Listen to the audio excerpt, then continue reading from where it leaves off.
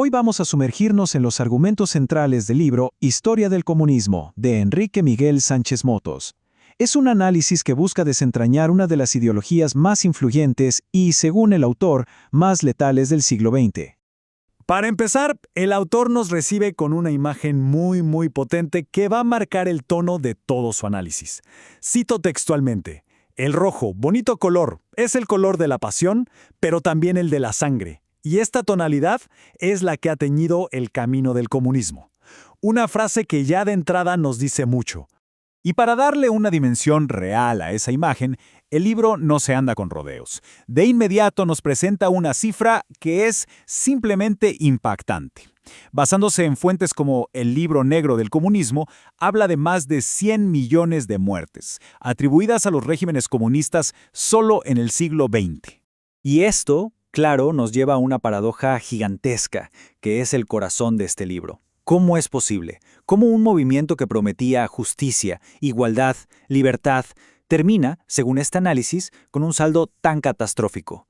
Esa es la gran pregunta que guía toda la investigación que vamos a explorar. Bueno, profundicemos en el primer gran argumento del libro. El autor lo llama el sistema de la mentira. La tesis aquí es que el engaño no fue, digamos, un efecto secundario o un error. No, fue una herramienta clave. El autor es muy claro al definir mentir como ocultar la realidad a propósito, y argumenta que todo esto empieza con los nombres, los mismísimos nombres que los estados comunistas se daban a sí mismos. Miren, para ilustrar este punto, el autor nos pide que observemos los nombres oficiales. República Democrática Alemana, República Popular China. Suenan bien, ¿verdad? Democrática, popular. Pero el libro contrapone estos nombres con lo que describe como la realidad: dictaduras de partido único. La idea, argumenta, era proyectar una imagen moderna, atractiva, que simplemente no se correspondía con lo que pasaba en el terreno. Y aquí tenemos un ejemplo histórico que seguro muchos conocen. Es junio de 1961. El jefe de Estado de Alemania Oriental, Walter Ulbricht, sale y declara públicamente: "Nadie tiene la intención de construir un muro". Así, categórico. ¿Y qué pasó? La realidad fue otra. Apenas 2 meses después de esas palabras, el 13 de agosto, empezó la construcción del muro de Berlín. Para el autor, este es un caso del libro de cómo se usaba la falsedad deliberada para ocultar una intención ya decidida. Entonces, la pregunta es, ¿por qué mentir de esa forma? Según el libro, era pura estrategia. Se trataba de crear una ficción de apoyo popular, de vender una imagen progresista, todo bajo la famosa creencia de que el fin justifica los medios. El autor incluso menciona a Lenin, quien habría admitido que el nombre socialdemócrata era inexacto, pero dijo que podía pasar porque era conveniente. Pero claro, según el autor, esta mentira sistémica tuvo consecuencias humanas devastadoras, y eso nos lleva al segundo gran tema del libro, la escala de los crímenes que, según su análisis, se cometieron bajo esta ideología. Es muy importante señalar esto. La fuente principal que Sánchez Motos utiliza para las cifras que vamos a ver es el Libro Negro del Comunismo, una obra de referencia en este tema y que él cita una y otra vez en su análisis. Este gráfico ayuda a poner esa cifra de 100 millones en perspectiva. El autor lo usa para argumentar algo que le parece crucial, que a pesar de que la escala de muertes atribuidas al comunismo es, según su fuente, muchísimo mayor que la del nazismo, a menudo estos crímenes se silencian o se minimizan en el debate público. Y si desglosamos esa cifra de 100 millones, vemos el alcance global que describe el autor.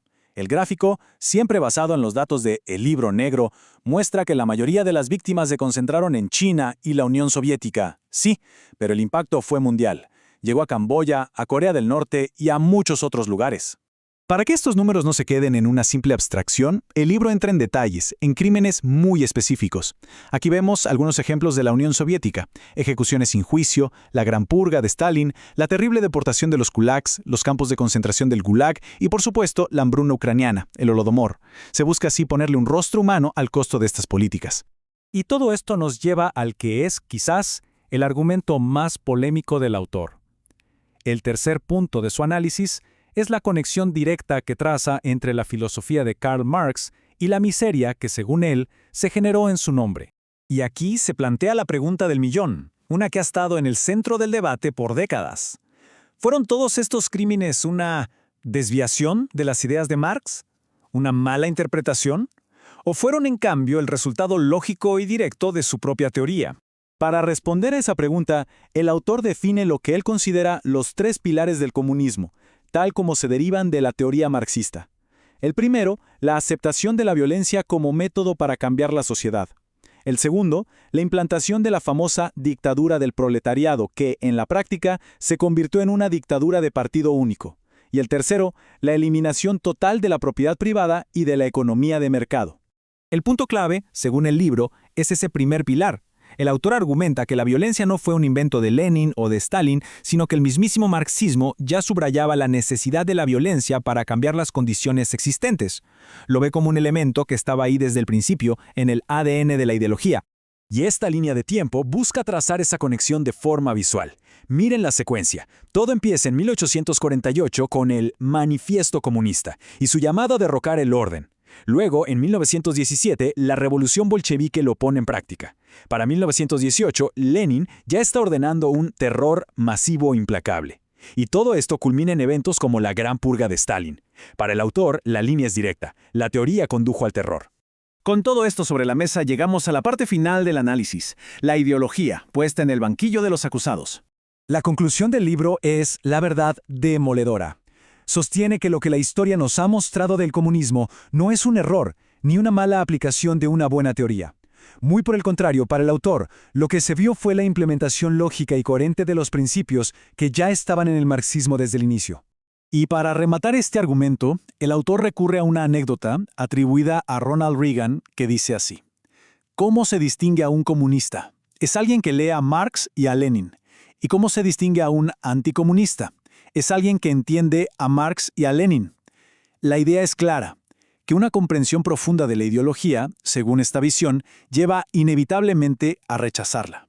Y así, el libro nos deja con una pregunta final, una que resume toda la tensión de la obra. Cuando vemos que la puesta en práctica de una teoría política lleva, una y otra vez, a la catástrofe, ¿dónde está la falla? ¿Está en la teoría misma o está en la gente que la aplicó? Una pregunta que sin duda invita a la reflexión.